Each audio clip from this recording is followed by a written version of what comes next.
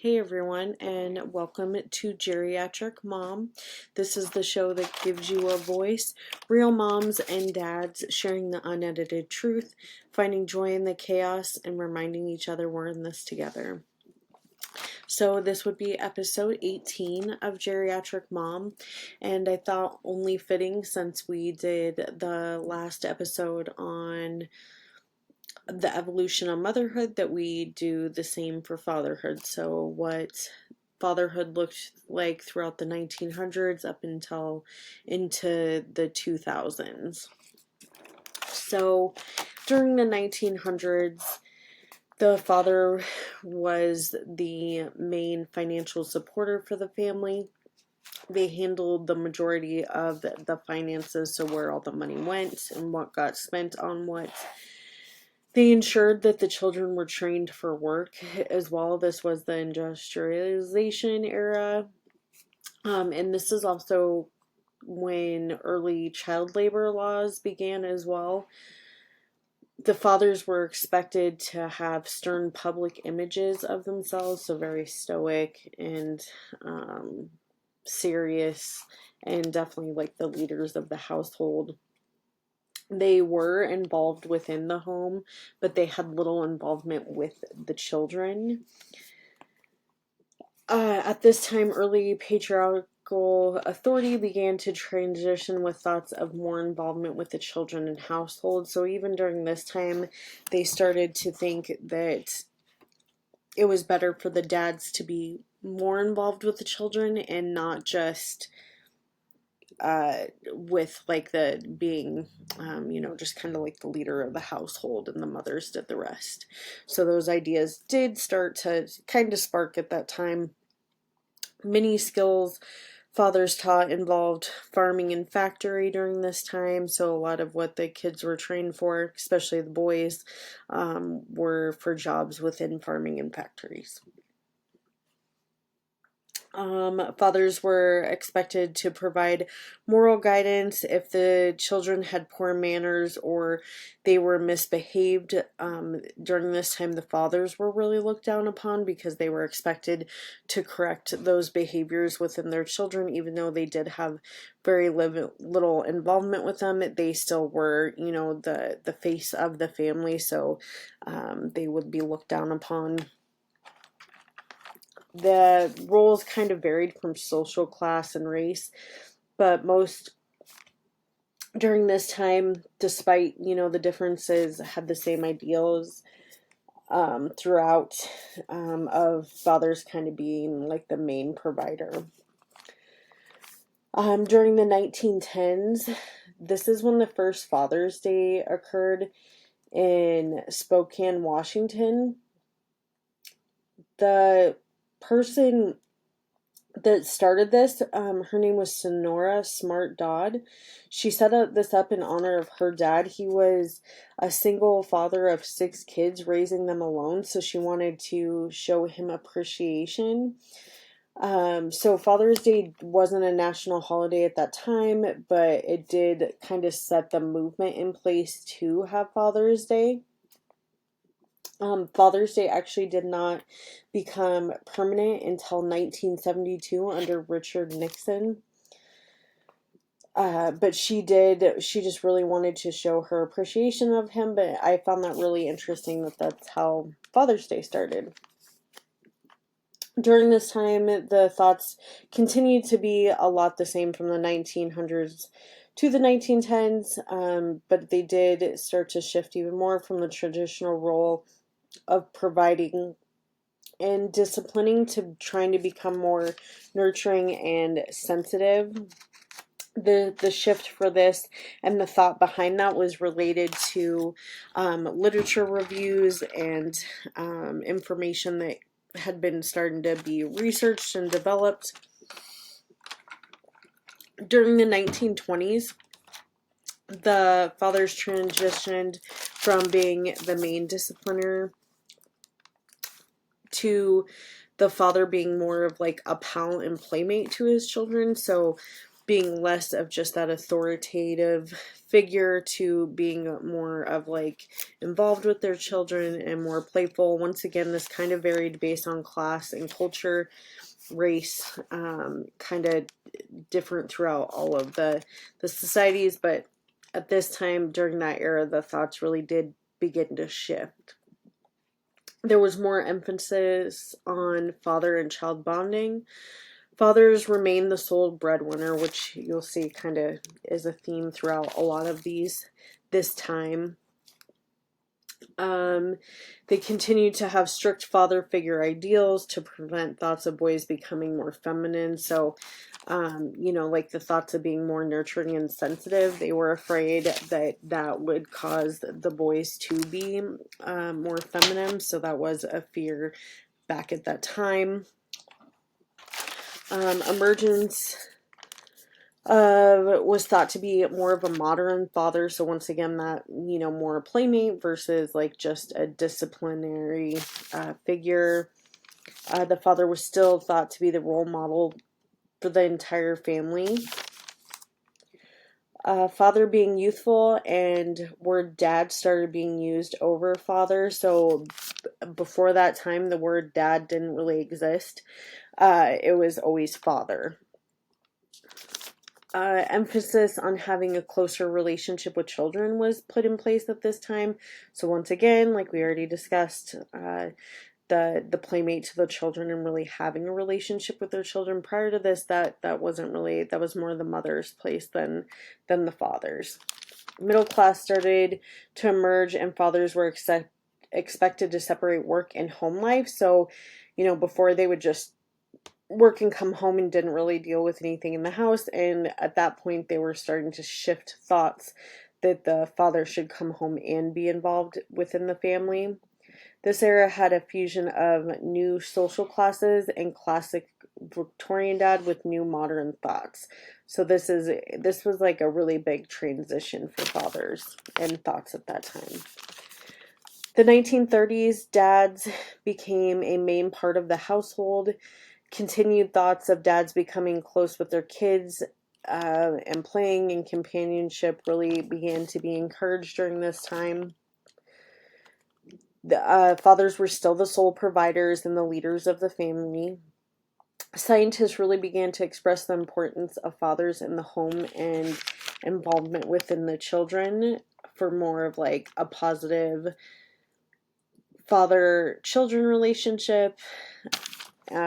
Clear gender roles were still emphasized, so definitely boys being boys and girls being girls. That was definitely, during that time, that was very a prominent part of that whole entire era. Continued fear of non-discipline would make kids soft. So the thought was if they stopped disciplining or were once again too sensitive, too nurturing to the children, that they would be what they considered soft or sensitive. So they still continued to really emphasize those clear gender roles and just not being too disciplinary, but not being not disciplinary at the same time. More interest in dads to be present. Backlash from the middle class. Women felt this would take away from their ability to be the primary children caregiver. So women at that time, that was kind of their main role, right? Is they were involved with the children and then they took care of the household. So the concern was that the fathers being more involved, they wouldn't be able to do what they've always done. So that was a fear for women at that time. During the 1940s, the men continued to be the main sole providers financially. Distinct roles remained from a domestic separation between men and women, so those roles were very clear. Men were the providers and the protectors. Women were the caregivers and the home takers. But World War II definitely disrupted this. Many of the fathers were drafted into the military, and many of the men at the time were drafted. This led to a temporary shift of the family dynamics. where the women were forced into the workforce. So they had no choice but to employ women to start factories and actually even help like the military keep going. So they really entered the workforce at that time. But so after the war was done, there was a post-war push where they wanted to reestablish the nuclear family. So replacing all of everything that had already been in place, they wanted that to continue. So they wanted women out of the workforce and back in the home, and then the men being the providers. The GI Bill was given to veterans to help with schoolwork and home ownership during this time.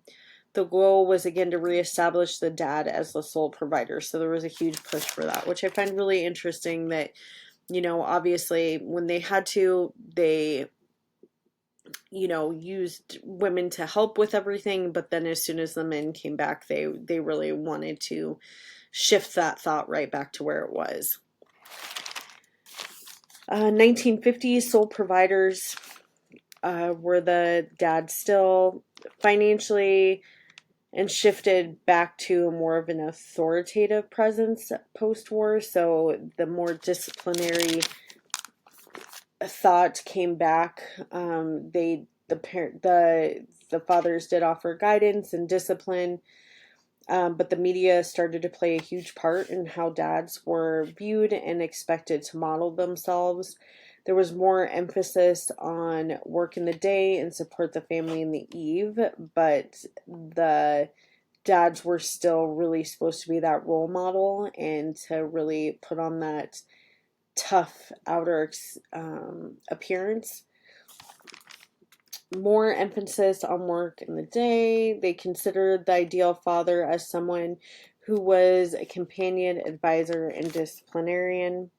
Some shows during the time did portray more of an absent father, and that was largely kind of due to the post-war and everything that had occurred and the men coming back, and everything like post-World War II. Push to get women back to the home and out of the job market continued because, you know, obviously when a lot of men came back from that time, they weren't just able to jump right back into everything that they'd done. So then we transition into the 1960s, where the fathers were continued expected to be the sole breadwinner and the sole provider for the family financial. This is when some of the TV shows started coming out. So there was like Leave It to Beaver, which showed the emphasized the father to be the role models involved in daily and family but limited childcare. So they really showed the father, but they changed what was like expected, and the fathers were definitely not as involved as, you know, the mothers were in the child care.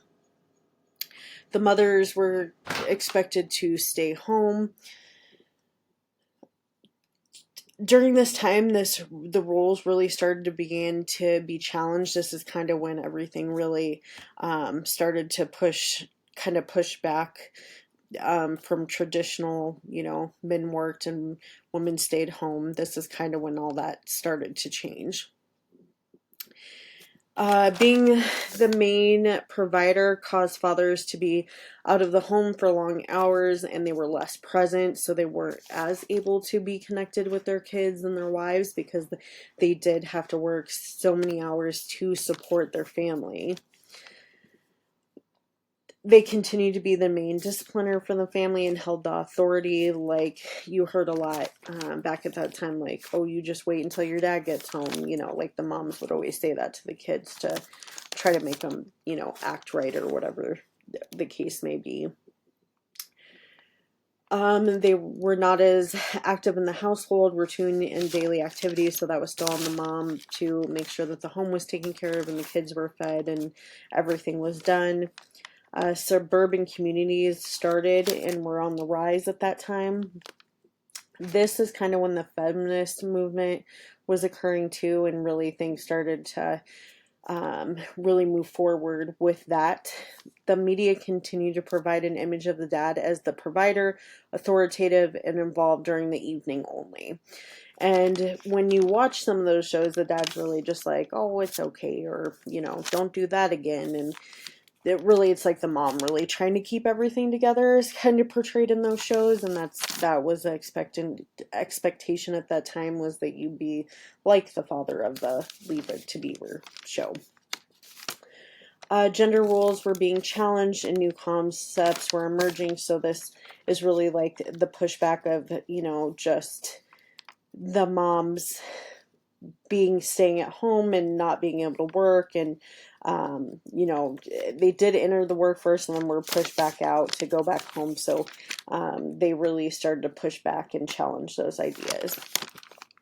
During the 1970s, new father roles, assisting in childcare and daily activities. So the fathers still at this time were the main breadwinners, but a lot of women were entering back into the workforce at this time as well. So the fathers were expected to start taking part in more of the household activities too, so helping take care of the children and do the daily household chores.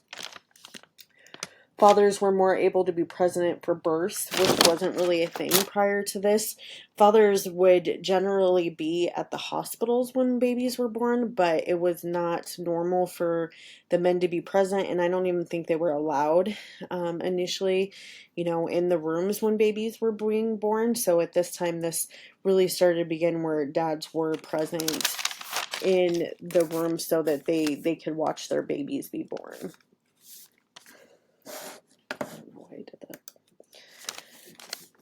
Which I thought was quite interesting, that I was like, it seems so recent that fathers were present in the rooms for birth. Scientists started to emphasize the need for more father participation in child roles, so they really started to see the impact of families that had more dads involved with the children versus households that didn't have a father involved, and kind of the positive effects that having a father in the home had on children. So they really started to emphasize the need to have a father in the home. The feminist movement continued, and it started to see more equal roles. So that's what we're talking about, is allowing them to enter back into the workforce, allowing them to be more involved in the household finances and different things, in the discipline, like being a leader of the household, just versus, like just being more of the caregiver. Different parenting styles emerging and were being embraced by dads as well as moms. You really see kind of like a shift in the culture at that time, and what like kind of the expectations of the parents were. Fathers were seen more as single dads at this time, and prior to that wasn't acceptable for, like if a father got divorced or he was widowed and he raised his children by himself. That really wasn't a thing prior to this. They really expected the fathers to get remarried and to have a woman in the life, and there was a lot more acceptance with allowing fathers to be single dads, and the importance of having them still involved with the kids, even if there was that split. Then we enter into the 1980s, and there was a cultural shift to what they call new fatherhood, which emphasized a greater father involvement with the kids. Not just looked at as providers and main financial providers anymore, like just the authoritative figure. They really were thought of as like, because to me, what it looked like before is it was like there was the dad and then there was the mom and the kids. And so now like the thought was everybody really together, and starting to shift that idea that it's more of a family, right, than just, the dad and then the mom and kids. Fathers really started to look at the mothers for inspiration. They started helping more with bathing, feeding, child cares. The media also shifted its thoughts for the positive, with softer parenting styles and emotional support. This was the decade that caused the greatest shift. So they said that this decade is kind of when really everything really started to shift over, right? So before it was kind of like broken up, different parenting styles and different thoughts of the way everything should be. And during this time, everything really did just like flip over. Many fathers, up until this point, had admitted they had never ever changed a diaper. So that was like a poll that they had done, and many of the fathers had never done any of these things with the kids. This has been shown to have a positive effect on the families and children, like we discussed. So, really showing the positive effects on the kids of having the dads more involved in their daily life. In the 1990s, still in the transitional period from shifting from that fully traditional idea to the modern idea. This was really moving away from just being a financial provider and a disciplinarian to more emotional, like we discussed. Fathers were still generally the main providers when they did, polls. But the father continued to guide the household with morals and day-to-day activities. Some families remained with the stoic, emotionally reserved father. There was some classes that they said, like, especially like higher classes, that felt like that's the way things should be. So it took longer for those families to transition over to the more modern family, whereas like the middle class kind of transitioned over a lot sooner to that idea versus kind of the higher class families. The fathers became, they were more informal and had a more intimate relationship with the family as a whole. So really having kind of like those one-on-one activities together, like family dinners, game night, movie nights, stuff like that, that really started to happen during this time. The 2000s, the shift to a greater paternal involvement really occurred.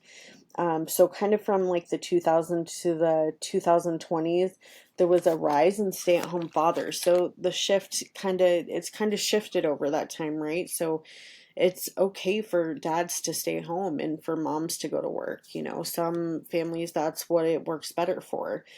So we've really seen, a shift in parenting from that. A lot more parenting styles that are more about communication and less like physical discipline, right? I think there's still quite a bit of like verbal discipline and timeouts and things like that, but I really feel like as a society, a lot of things have moved away from any sort of physical discipline and really trying to focus on that nurturing and discussions for like parenting styles, and fathers are a huge part of this. So like I said, you're seeing mothers being the sole providers, or both parents working, which especially with how expensive things are these days, a lot of times it takes both parents to make things work, and that becomes difficult for families with childcare and expenses and getting their kids to school and daycare and all of those things. So definitely a big shift from before, where there was a lot more, I feel like, family involvement too, where there was more grandparent involvement, but you're seeing older parents now, so their parents aren't around as much to help with childcare. Definitely a big shift in that. Women are, like we discussed, largely in the workforce, and now mostly two-income households. Fathers assist in the day-to-day activities with kids, so they're doing the bathing, they're helping make the food, and I can tell you that Chris makes all of Odin's food. I don't think I've made him anything, to be honest. He's been the one puring and making all of his food for him, and we chose just to kind of go, to really do like this is like a team effort. I work and he works as well, and we kind of off shifted our days, so that one of us can always be with Odin, because daycare really isn't what we want for him. So, again, team-oriented approach to parenting. So that's definitely kind of what you see in a lot of families now. It's not just one.